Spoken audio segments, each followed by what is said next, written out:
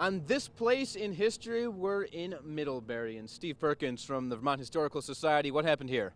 Well, this is a spot where John Deere lived, this agricultural legend we all like to think about. He was born in Vermont. Most people don't know that.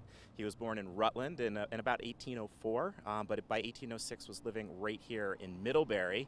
And the real action started in the 1820s when he was apprenticed to a blacksmith and he learned his trade. So the blacksmith's house was roughly where we're standing now and where the sign is, and you can visit in the Frog Hollow section of Middlebury. But I think let's go take a walk. Let's go see where the blacksmith shop was and talk a bit about his inventions. All right, so Steve, we took a walk down from the historical marker, and we got just a gorgeous view here. Isn't this beautiful? Yeah. I mean, we're at the bottom of the falls in Middlebury. This is called the Frog Hollow section, so the Frog Hollow section is behind us.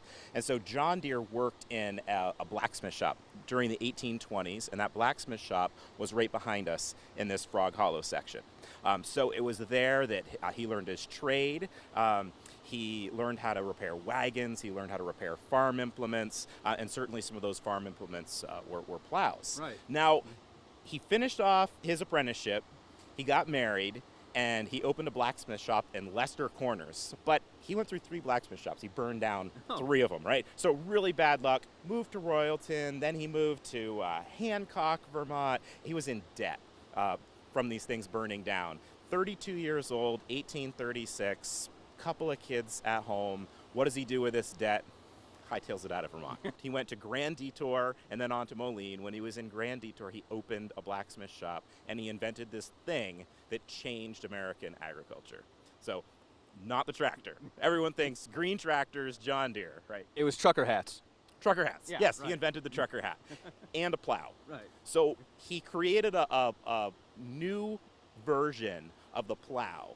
It transformed the West. So what I brought today, I brought a little model here today. Okay. This is a salesman's model. I have a full-sized plow back at the museum. It didn't quite fit my car. So we went with a small one. And before any of the viewers call in and say, he doesn't know what he's talking about, yes, this is a potato hilling plow, but it shows what I need to show. Okay. So early on, 1820s, plows, they looked like this, quite slightly different shape to the bottom of the blade, but this board called the mold board, which came up like this, was made out of wood.